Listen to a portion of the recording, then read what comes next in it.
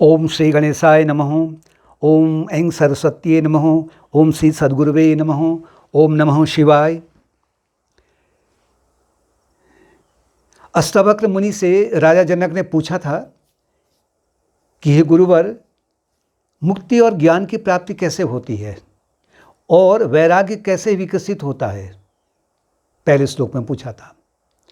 उसके उत्तर में अष्टावक्र मुनि कहते हैं, मुक्तिमिच्छामि चेतात विषयान विषयवत् त्यज, क्षमा आर्जव दया संतोष सत्यम पीयूषवद भज।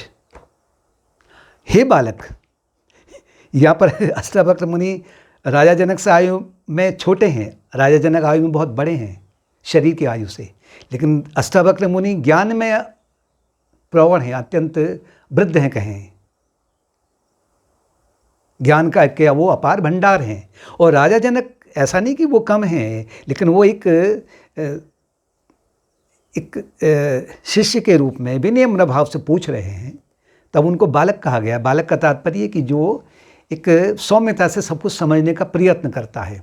हे बालक, यदि तुम मुक्ति चाहते हो तो समस्त विषय अर्थात इंद्रिय विषयों के जो भोग हैं उनको विषय के समान में त्यागो, छोड़ो उनको। अब तुरंत नहीं होगा, ये भी ध्यान रखना है। इसमें धीरे धीरे प्रक्रिया आएगी। और साथ में क्या करना है आपको, क्षमा, राजा जनक को कह रहे हैं कि हे राजन, क्षमा आर्जव दया संतोष और सत्य को अमृत के समान में पियो, पीयूषवत भज। क्योंकि व्यक्ति के जीवन में दो विकल्प हैं, या तो संसार के भोगों में डूबते रहे या फिर संसार के भोगों से अनासक्त होकर के वो मुक्ति मार्ग की ओर बढ़े। ये उसके लिए दो ऑप्शन है। वहाँ यहाँ पर वो पूर्ण रूप से स्वतंत्र है, लेकिन उसका ये ध्यान रखना है कि जो अगर वो मुक्ति मार्ग की ओर बढ़ रहा है तो वो अमृत तुल्य है। ये अमृत उस प्रकार का अमृत है कि इस अमृत को पीने पर वो नित्य के लिए अपने जन्म और मृत्यु के चक्र से छूट जाता है। और जहाँ दूसरा जो मार्ग है, विषयों का मार्ग है, विषय भोगों का मार्ग है, वो विषय भोगों का मार्ग एक प्रकार के विष तुल्य बताया है ना। सामान्य जो विषय वो तो एक ही जन्म में हत्या कर देता है, उसकी मृत्यु हो जाती है। लेकिन जो विषय भोग हैं, जो अशुभ वृत्तियां हैं, अशुभ कर्म हैं, इनके माध्यम से जो भोग भोगे जाते हैं, इनसे जो संस्कार बनते हैं या कर्म बनते हैं, वो कर्म का भोग भोगने के लिए, कर्म फल के लिए उसे पुनरावृत्ति होती जन्म मृत्यु के चक्र में। और जहाँ फिर वो जन्म में और मृत्यु के चक्र में आया है तो उसे अनेक प्रकार के दुखों का सामना करना पड़ता है। तो यहाँ पर उसे प्रतीकात्मक रूप से कहा गया ये विष के समान है। जो विवेकवान है वो इसे समझ सकता है। अब ये इंद्रिय विषय कैसे हमारे लिए ये विष के समान है, कैसे इसमें जीवात्मा जन्म मृत्यु के चक्र में पड़ जाता है। गीता में दूसरे अध्याय में 62 और 63 श्लोक में दिया है। भगवान कृष्ण ने अर्जुन को कह रहे हैं, ध्यायतो विषयान् पुंसः संगस्ते शुभ जायते, संगात संजायते कामः, कामात् क्रोधो अभिजायते, क्रोधात् भवति सम्मोह, सम्मोहात् स्मृति विभ्रमः, स्मृति विभ्रंशात् बुद्धिनाशो, बुद्धिनाशात् प्रणश्यति। उसका नाश हो जाता है, उसकी मृत्यु प्रतीकात्मक रूप से। ध्यायतो विषयान् पुंसः, इससे क्या होता है ना, ये तंत्रिका तंत्र में और मस्तिष्क में बोझ डाल देता है। विषय भोग संसार पर वो संसार पर निर्भर हो जाता है, स्वतंत्र नहीं रह पाता हो। तो उसी क्रम में कह रहे हैं, इसको एक टुकड़ा टुकड़ा लेंगे। ध्यायतो विषयान् पुंसः, कि बार बार विषयों का चिंतन करने पर। आरंभ में अगर किसी वस्तु का, विषय का तात्पर्य क्या है, कोई वस्तु है, कोई स्थान है, कोई व्यक्ति है, स्त्री या पुरुष हो, कोई परिस्थिति है, पहली बार या कुछ बार में उसका स्मरण करने पर कोई ज़्यादा उसका प्रभाव मन पर नहीं पड़ता है। लेकिन बार बार उसका जब चल रहा है ना, बार बार उसका जब चलेगा तो क्या होगा कि वो उससे एक प्रकार से आसक्ति हो जाती है। ध्यायतो विषयान् पुंसः संगस्ते शुभ जायते, उससे आसक्ति हो जाती है। जैसे कि मन पर एक प्रकार का फेविकॉल लग गया है, मन उस विषय से फेविकॉल से चिपक जाता है, और जितना ज़्यादा उससे देर लगेगी उतना ही ज़्यादा वो फेविकॉल और भी टाइट हो जाएगा। मुश्किल हो जाता छुड़ाना। संगात संजायते कामः, अब ये जो संग है, जो आसक्ति है, इससे फिर काम उत्पन्न हो जाता है। पहले तो आसक्ति है, वो तो नॉर्मल ही है, लेकिन जितना अधिक व्यक्ति उस पर अब निर्भर हो जाएगा कि मुझे इससे पाना ही है, तो उसके लिए फिर वो उचित या अनुचित कोई भी मार्ग हो, सामान्यतया वो अनुचित मार्ग को ही अपनाता है, अधर्म के मार्ग को ही अपनाता है। इससे क्या होता है कि कामना उत्पन्न हो जाती है।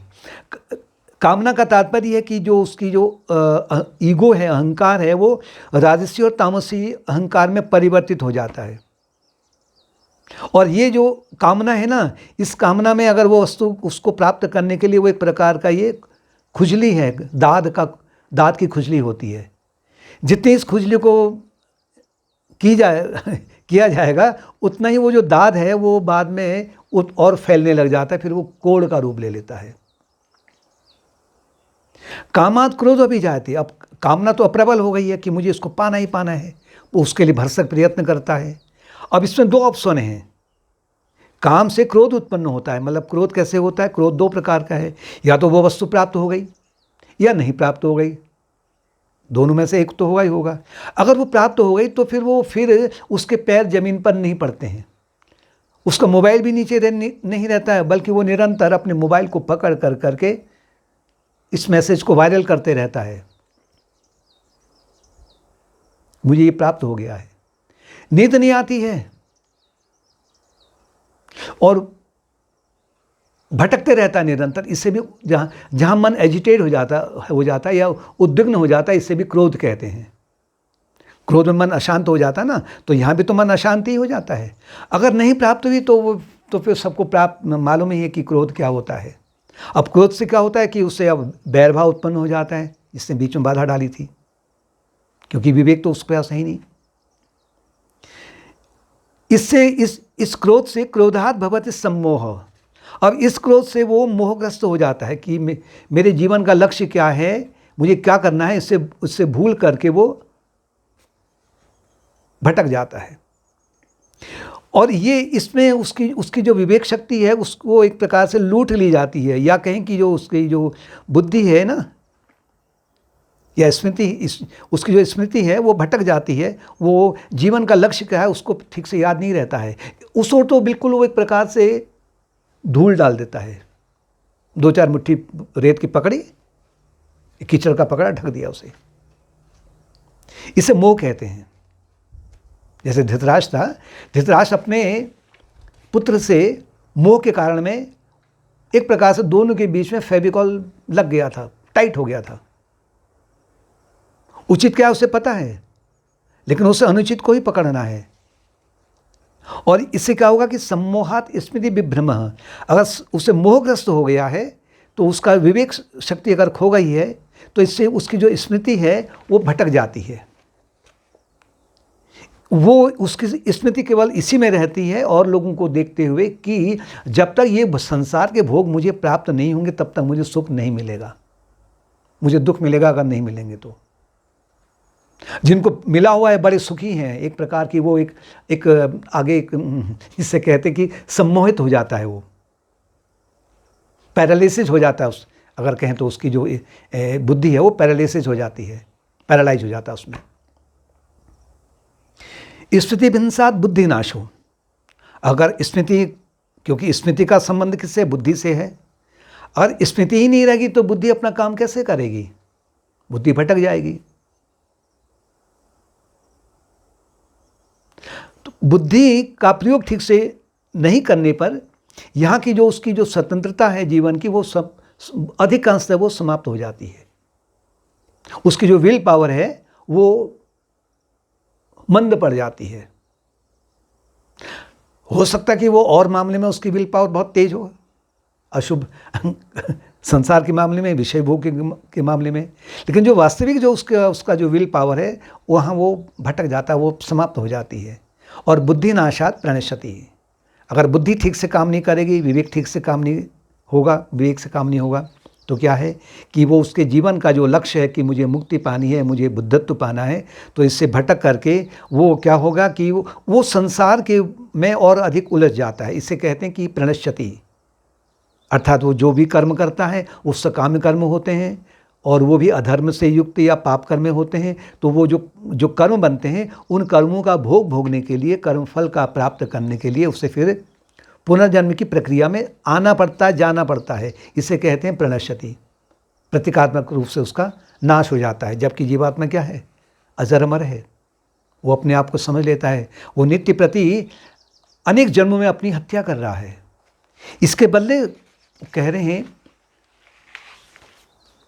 अष्टावक्र मुनि कह रहे हैं, क्षमा, क्षमा भाव रखने का।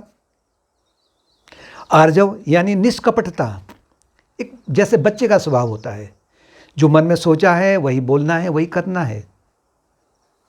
सामान्यतः ये नहीं हो पाता, लेकिन धीरे धीरे जितना भी इसका अभ्यास होगा और लक्ष्य का सामने रहेगा, मुक्ति वाले लक्ष्य रहेगा, तो ये स्ट्रेट फॉरवर्डनेस या आर्जव जो है ये भी धीरे धीरे अपने जीवन में उतरने लग जाता है। और दया, सभी प्राणियों के प्रति दया का भाव। संतोष, संतोष का तात्पर्य ये नहीं कि ठीक है अब मैं अकर्मण्य बन जाऊंगा, आलस्य इत्यादि में रह जाना है, भले वो संसार के मामले में बड़ा प्रचंड है।